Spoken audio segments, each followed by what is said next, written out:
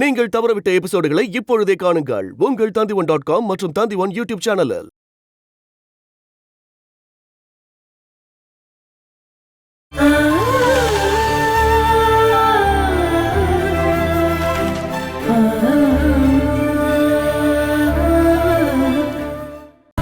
அந்த ஆளு ஜெயில இருந்து வெளியில் வந்தா திருப்பி கொடுக்கணுன்ற கண்டிஷனோட இந்த நாகராஜ் செட்டியோட ஃபேமிலி எல்லாரையும் சாகடிச்சிட்டாங்க. நாகராஜ் செட்டி தான் இந்த கொலைக்கெல்லாம் காரணம்னு போலீஸ் கண்டுபிடிச்சிட்டாங்க. அன்னைக்கு ஜெயிலுக்கு போன நாகராஜ் செட்டி திரும்ப வந்துருவாரோன்னு நீங்க பயப்படுறீங்க, அப்படிதானே? ஆமா, அந்த ஆள் வருவான். ரொம்ப நாள் ஆகாது அந்த ஆள் வர்றதுக்கு. அப்படி ஏதாவது நடந்தா எங்க அப்பா சொத்து எல்லாத்தையும் அந்த ஆளுக்கு திரும்ப கொடுத்துருவாரு. அதுல எந்த மாற்றமும் இல்லை. அதுக்கப்புறம் உசுரோடு இருந்த எந்த பிரயோஜனம் இல்லை. இந்த பிரச்சனை எல்லாத்தையும் சமாளிச்சு என்னால எப்படி வெளியே வர்றதுன்னு ஒண்ணுமே புரியல. இது உங்க வாழ்க்கையில சேலஞ்சான விஷயம். ரொம்ப கேர்ஃபுல்லா ஹேண்டில் பண்ணணும். தெரியும் தாமஸ், நான் உன்னை வெறும் அட்வொகேட்டா பார்க்கல. என்ன நடந்தாலும் என் கூடவே நிக்கிற, எந்த மாதிரி காலகட்டத்திலையும் என் கூட நிக்கிற நல்ல ஃப்ரெண்டா பார்க்கறேன். அதனால்தான் இந்த விஷயத்தெல்லாம் உங்ககிட்ட நான் சொல்லியிருக்கேன். நீங்க சொன்ன நாகராஜ் செட்டி இல்லாம இதுக்கப்புறம் இந்த சொத்தை தேடி யாரும் வரமாட்டாங்கன்னு உங்களால கண்டிப்பா சொல்ல முடியுமா? அது உண்மைதான். அந்த ஆளோட ஒய்ஃப், பசங்க எல்லாமே வெந்து சாம்பலா போயிட்டாங்க. அது எனக்கு நல்லாவே தெரியும். நீங்க இவ்வளவு தீர்மானமா சொல்றீங்கன்னா அது ஒரு பிளான்ட் மர்டரா தான் இருக்கும்.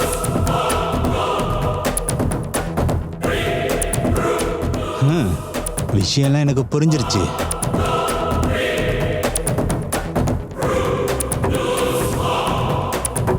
நீங்க டென்ஷன் ஆகாதீங்க, அதை நான் பாத்துக்கிறேன்.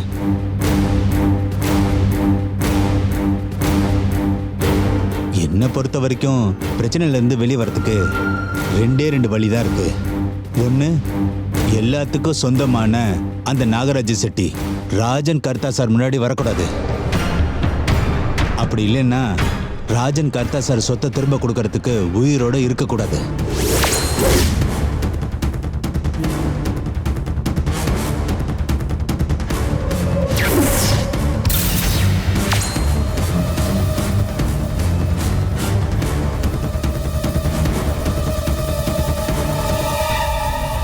இதுல எந்த ஆப்ஷன் உங்களுக்கு வேணும்?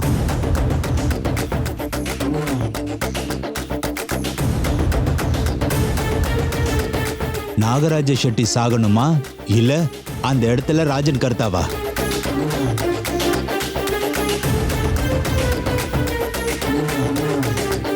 ரெண்டுல ஒண்ணா இப்ப முடிவு பண்ணணும்.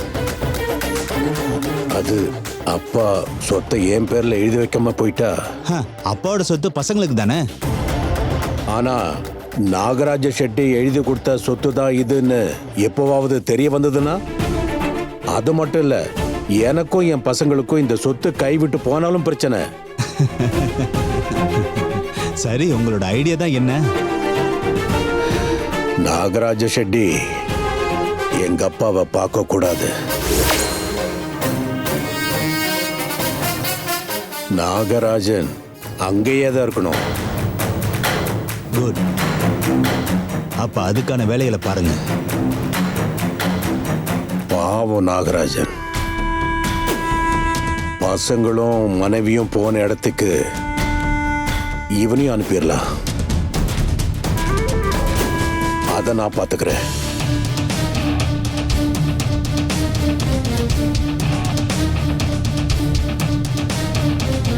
நாகராஜன் எப்பவும் இங்க வரவே மாட்டான்.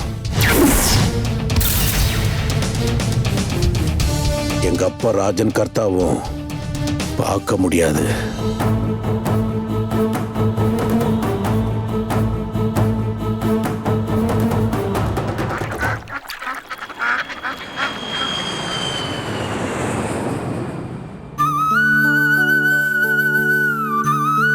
அக்கா, நீங்க சொல்லுங்க, இதுக்கப்புறம் நான் என்ன பண்றது? ரஞ்சித் சார் இப்படி பண்ணா நான் என்ன பண்றது?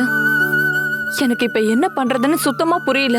அதனாலதான் சோனி பேசுறதெல்லாம் கேட்டும் கேட்காம இருக்கேன். அவ அப்படிதான் ஒவ்வொருத்தரையும் ஒன்னொன்னு சொல்லி கஷ்டப்படுத்துவா. இதுக்கப்புறம் அவ மேனகா மேடம் கிட்டயும் மோகன் சார் கிட்டயும் கண்டிப்பா சொல்லுவா. அதுக்கப்புறம் என்ன நடக்கும்னு யாருக்கும் எதுவும் தெரியாது. இதுல இப்போ கஷ்டப்பட போறது நீதான். அவங்கெல்லாம் பெரிய ஆளுங்க, யாரு என்ன சொல்ல போறா? ராதாக்கா, நீங்களாவது நான் சொல்றத கொஞ்சம் நம்புங்க. பாஸ்ங்கிற அளவுக்கு தான் நான் அந்த ரஞ்சித் சார நினைக்கிறேன். எனக்கு புரியுது மைனா, ஆனா மத்தவங்களோட வாயை மூட முடியுமா?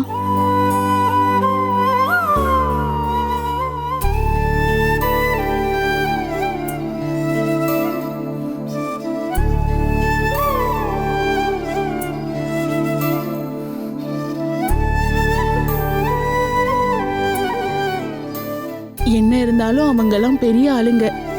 கடைசியில நம்ம மேலதான் எல்லாம் படியும் விழும். மைனா, கவலைப்படாத, எல்லாத்துக்கும் ஒரு முடிவு வரும்.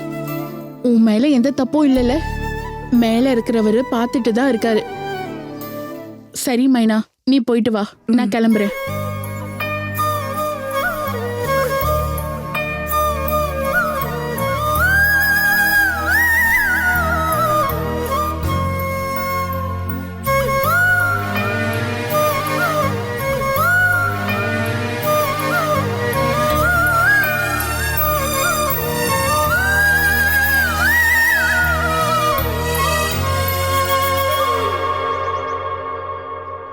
மைனா, சார், எனக்கு கொஞ்சம் வேலை இருக்கு.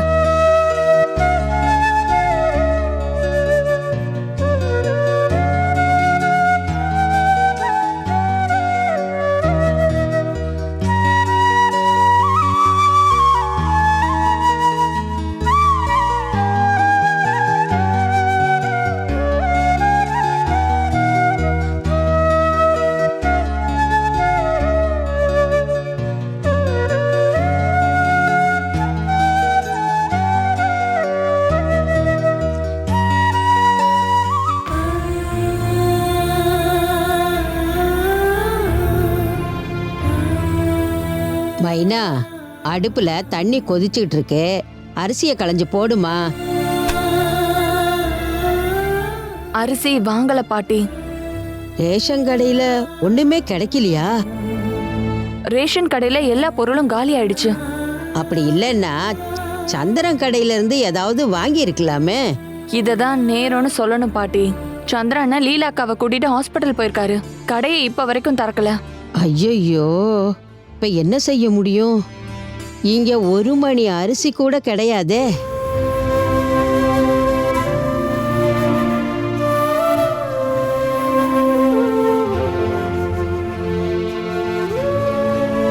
பாட்டி, கவலைப்படாதீங்க.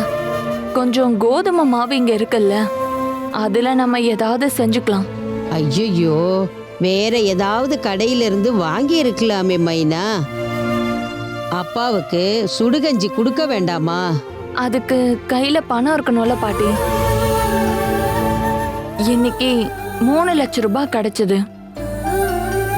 அந்த வேலாயுதம் அண்ணன் எல்லாருக்கும் கொடுத்ததுக்கு அப்புறம் அபிக்கும் அனுப்பி விட்டுட்டேன். அதனால பணம் எதுவும் இல்ல.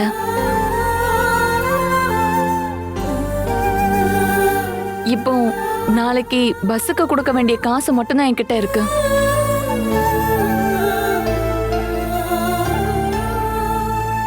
பாட்டி, கவலைப்படாதீங்க. நாளைக்கு ஏதாவது ஒரு வழியை கடவுள் காட்டுவாரு. அப்புறம் அப்பா கிட்ட இது எதையும் சொல்லாதீங்க பாட்டி. மைனா, என்ன பாட்டியை பத்திய ரகசியம் பேசிக்கிட்டு இருக்கீங்க? ஒன்னும் இல்லப்பா. அம்மா, எனக்கு கொஞ்சம் கஞ்சி போட்டு எடுத்துட்டு வரியா?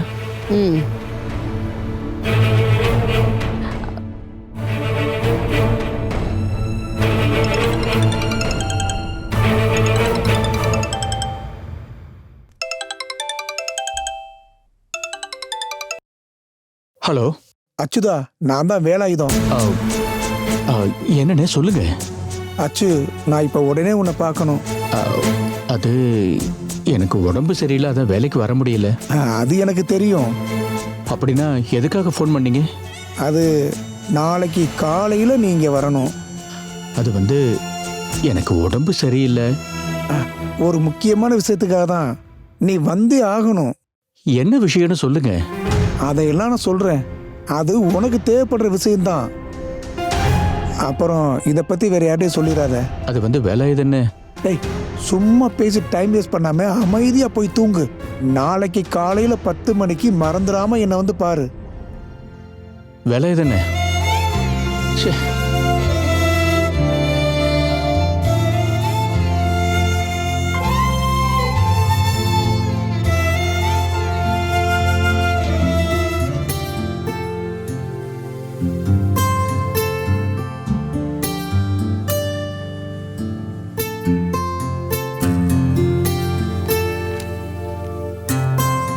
அம்மா ஆ அம்மா, என்னடா?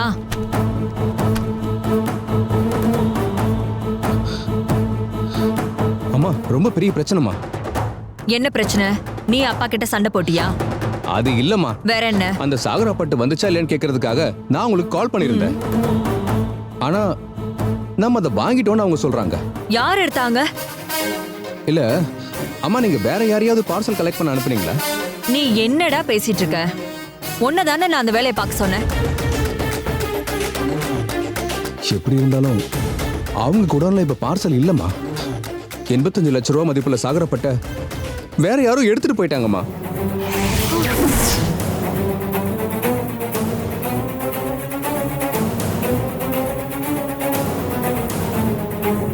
அது எப்படி? அதோட டாக்குமெண்ட்ஸ் என்னோட செல்ஃப்ல தானே இருக்கு. அவங்க ஏதோ தப்பா சொல்லிட்டு இருக்காங்க. நீ இங்கே இரு, நான் எடுத்துட்டு வரேன். அம்மா, ஒரிஜினல் டாக்குமெண்ட்ஸை கொடுத்து தான் அவங்க பார்சலை கலெக்ட் பண்ணி கொண்டு போயிருக்காங்க. நான் போய் விசாரிச்சேம்மாங்க. அது எப்படா நடக்கும்? தினம் தினம் லட்சக்கணக்கான பார்சல் வந்துட்டு போற இடம் அது. பார்சலை கொண்டு போனது யாரு என்னன்னு உங்களுக்கு தெரியவே தெரியாதான்.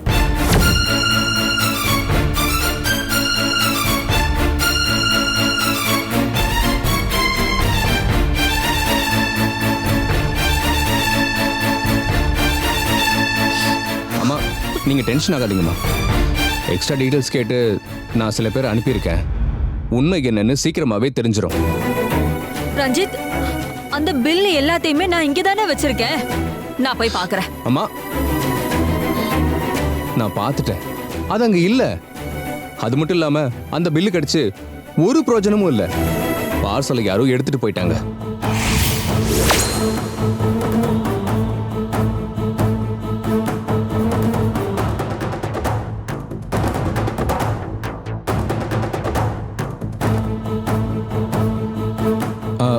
நம்ம அப்பா கிட்ட வேணா கேட்டு பார்க்கலாமா?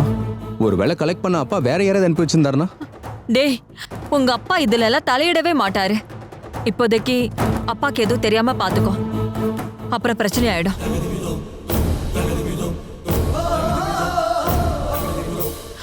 கடவுளே, இது எப்படி நடந்திருக்கும்? அம்மா, நீங்க டென்ஷன் ஆகாதீங்க. உண்மை என்னன்னு கண்டுபிடிச்சிடலாம். தொலைஞ்சு போன பார்சலை திரும்பி கொண்டு வந்துடலாம்.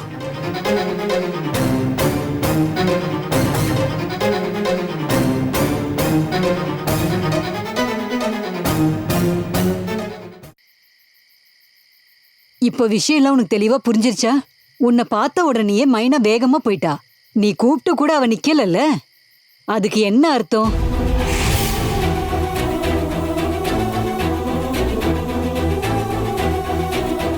டேய், அவ உன்னை அந்த மாதிரி ஒரு எண்ணத்துல பார்க்கவே இல்ல. அதான் உண்மை. பாரு, இதுக்கப்புறமா சொல்றத புரிஞ்சுக்கோ. டேய், நீ கொஞ்சம் யோசி. அந்த அஸ்வினிக்கு என்ன குறை? உன் மாமாவோட பொண்ணுன்றதெல்லாம் இருக்கட்டும், உன்னை சின்ன வயசுல இருந்தே பார்த்த பொண்ணு. அது மட்டும் இல்லாம உன்னை அவளுக்கு ரொம்ப பிடிக்கும். சுபாஷ் மாமான்னு சொன்னா அவ ரொம்ப சந்தோஷப்படுறா. என்ன அவ ஒரு அத்தை மாதிரியா பாக்குறா, சொந்த அம்மா மாதிரி பாக்குறா. பாருடா, நாம ஒரு வேலை செய்யலாம். நாளைக்கு அண்ணனோட வீட்டுக்கு போலாம் பொண்ணு பார்க்க.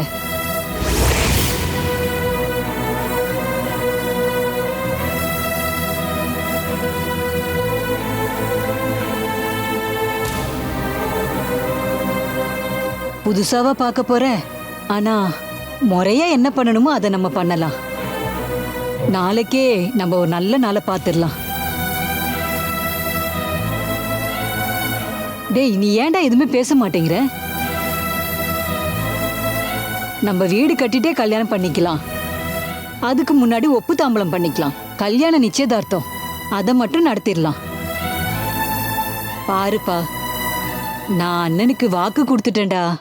இதை எப்படியாவது சீக்கிரமே முடிக்கணும். டேய், நீ ஏதாச்சும் ஒன்று சொல்லு. நீங்களும் மாமாவும் எல்லாத்தையும் முடிவு பண்ணிட்டீங்க, நான் என்ன சொல்றது? அப்போ அஸ்வினியை கல்யாணம் பண்ண முடிவு பண்ணலாம்ல? முடிவு பண்ணுங்க. சரி, நாளைக்கு நம்ம அங்க போலாம், சரியா? அதுக்கு நான் வரணுமா என்ன? நீங்க போயிட்டு வாங்க போதும். நான் போயிட்டு வரேன். நாளைக்கே நான் போயிட்டு வரேன். இதை கேட்டா அண்ணனும் ரொம்ப சந்தோஷப்படுவாரு. அஸ்வினி சுஷிலா நீ சந்தோஷத்தை நான் நேர்ல போய் பார்க்கணும். அதுக்கப்புறம் நிச்சயம் இந்த மாசத்துல நல்ல முகூர்த்தத்துல பண்ணலாம், சரிதானடா? அதெல்லாம் உங்களோட இஷ்டம். ஐயோ கடவுளே, எப்படியோ சம்மதிச்சானே, சந்தோஷமா இருக்கு. அஸ்வினியோட கல்யாணத்துக்கு நான் எதுக்கு சம்மதிக்கணும்? அப்போ உன்னோட சம்மதம் இல்லாம அஸ்வினியை நானா கல்யாணம் பண்ணிக்க போறேன்? டேய் சுபாஷ், நீ என்னடா சொல்ற? நீ தானே கொஞ்ச நேரத்துக்கு முன்னாடி சம்மதிச்ச. நீங்க அஸ்வினி கல்யாணத்தை நிச்சயம் பண்ண போறேன்னு சொன்னீங்க, அவ்வளவுதான். நான் பண்ணுங்கன்னு சொன்னேன்.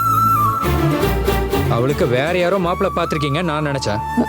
சுபாஷ், நீ தேவையில்லாம பிரச்சனை பண்ற. ஆமா, நான் உண்மையாவே உங்களை ஏமாத்தினதான். டேய் அம்மா, உங்களால எப்படி இப்படி பேச முடியுது? பெத்த பையனோட மனசை புரிஞ்சுக்க முடியல. நீங்க எப்படி கல் நெஞ்சக்காரங்களா இருக்கீங்க? டேய் அம்மா,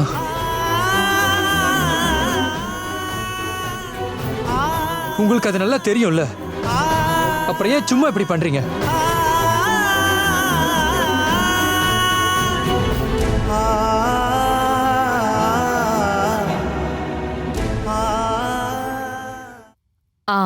கல்யாண பார்ட்டி யாராவது வந்தாங்கன்னா செக்கை வாங்கிட்டு பர்ச்சேஸ் பண்றதுக்கான வசதியை பண்ணி கொடுங்க.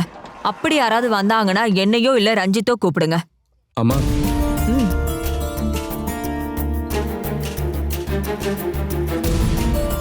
என்னடா, என்னாச்சு? நம்ம பட்டு எங்க போச்சுன்ற டீடைல்ஸை நான் கலெக்ட் பண்ணி வாங்கியிருக்கேன். நம்ம ஒரிஜினல் டாக்குமெண்ட்ஸை கொடுத்து தான் அவங்க பார்சலை வாங்கியிருக்காங்க.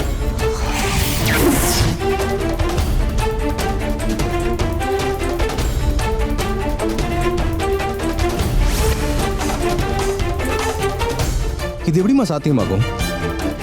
எனக்கும் அதான் புரியவே இல்லை. அந்த டாக்குமெண்ட்ஸை நான் அதை செல்ஃப்ல தானே வச்சேன். எனக்கு நல்ல ஞாபகம் இருக்கு. இப்போ நம்ம என்னமா பண்றது? அப்பாவுக்கு தெரிய வந்தா என்ன பிரச்சனையாகும் தெரியும்ல. கம்மி பண்ணல, 85 லட்சம் ரூபாய் சாரி அது.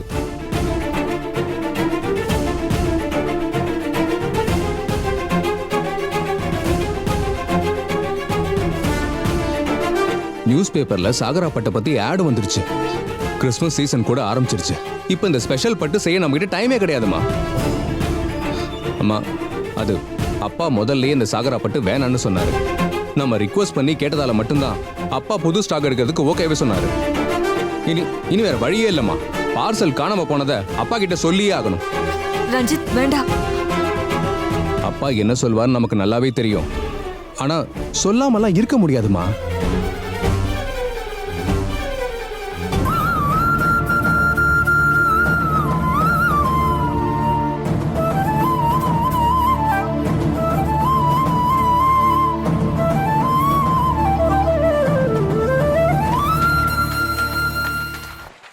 இங்க பாருங்கம்மா, வேலாயுதானனை பாத்தீங்களா?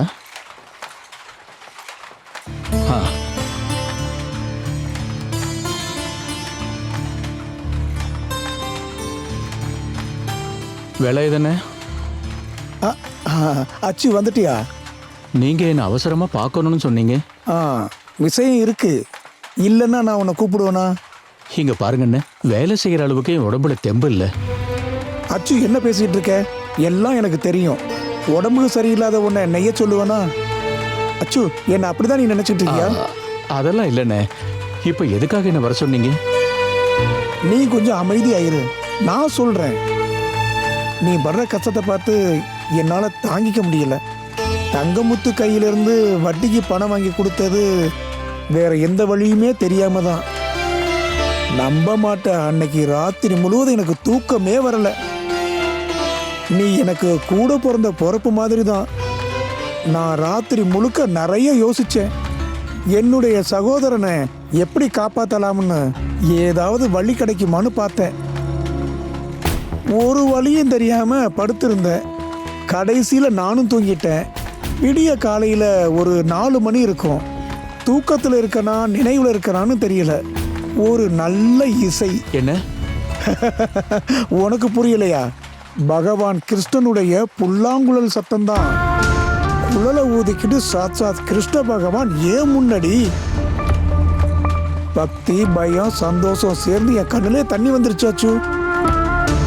நான் அவர் காலில் அப்படியே விழுந்துட்டாச்சு. அப்போ அந்த திருமுகத்திலிருந்து ஒரு அசரீது வந்துச்சாச்சு. மகனே வேலாயுதா, நீ அந்த அச்சுவோட கஷ்டத்தை பார்த்தியில்ல. இப்படி யாருக்கிட்டையாவது பணத்தை ஏற்பாடு பண்ணி வட்டிக்கு கடன் வாங்கி கொடுத்து காப்பாத்தினா போதுமா? அவங்க எப்படி அதுக்கு வட்டி கட்டுவாங்க? ஒரு 2 லட்சம் ரூபாய நீ அந்த தங்கமுத்து கிட்ட வட்டி இல்லாம வாங்கி கொடுன்னு சொன்னாரு. அது வந்துங்கன்னு உண்மையை சொன்னா யாரும் நம்பல, நானும் நம்பல. ஆனா நான் சொல்றது உண்மை. இதுதானப்பா மகிமை. நான் உடனே போனை எடுத்து தங்கமுத்துக்கு கால் பண்ணேன். என்னுடைய குரலை கேட்ட உடனே உண்மையாவே நான் விஷயத்தை தங்கமுத்துக்கிட்ட சொல்றதுக்குள்ள தங்கமுத்தே என்கிட்ட சொல்றாரு, வேலாயுதம் அண்ணா நீங்க அங்கேயே இருங்க, நான் அங்கே வந்துகிட்டே இருக்கேன், ஒரு 2 லட்சம் ரூபாய் உங்களுக்கு தர வேண்டி இருக்குன்னு. கடவுளுடைய திருவிளையாடலே மகிமைதான். வா, அந்த பணத்தை எடுத்து தர்றேன். வா. விலை தானே அண்ணே, நீங்க சொல்றது. நீ நம்ப வேண்டாம். நான் சொன்னதை யாருமே நம்பல. ஆனா அந்த 2 லட்சம் ரூபாயை நான் உங்ககிட்ட கொடுத்தா நம்புவே இல்லை. அது வந்துங்கண்ணே, இந்த 2 லட்சம் ரூபாய் பழைய நோட்டா புது நோட்டாண்ணே? ஓ, இது என்ன கேள்வியாச்சு? இவ்வளவு புது நோட்டு எங்கிருந்து கிடைக்கும்? இப்ப இருக்க நிலைமையெல்லாம் உனக்கு தெரியும்ல. அப்போ அப்படின்னா எந்த அளவு பழைய நோட்டு? இது இப்போ நல்லதா இருக்கு. கடவுள் ஒரு நல்ல வழி காட்டியிருக்காரு. பரவாயில்ல. அச்சுவுக்கு அம்மாவுக்கு பேங்க்ல அக்கௌண்ட் இருக்குல்ல, ஒவ்வொரு லட்சம் ரூபாய் ஒவ்வொரு அக்கௌண்ட்ல போட்டு வைங்க. அதுக்கப்புறமா கொஞ்சம் கொஞ்சமா திருப்பி எடுத்துக்கலாம். இருந்தாலும் நாம திடீர்னு டெபாசிட் பண்ணா ஒன்றும் இல்லைன்றல. 2 லட்சம் ரூபாய் வர ஏதாவது ஒரு கவர்மெண்ட் பேங்க்ல டெபாசிட் பண்ணலாம்னு சொல்லியிருக்காங்கல்ல. இல்லைண்ணே, அது வந்து அச்சு, கடவுளோட ஆசீர்வாதத்தை நிராகரிக்காத. வா வா, கையோட அந்த பணத்தையும் வாங்கிக்கோ. உடனே நேரா கிருஷ்ணர் கோயிலுக்கு போய் ஒரு அர்ச்சனையை பண்ணிட்டு அம்மாவையும் கூட்டிக்கிட்டு நேரா பேங்குக்கு போ. வா வா அச்சு.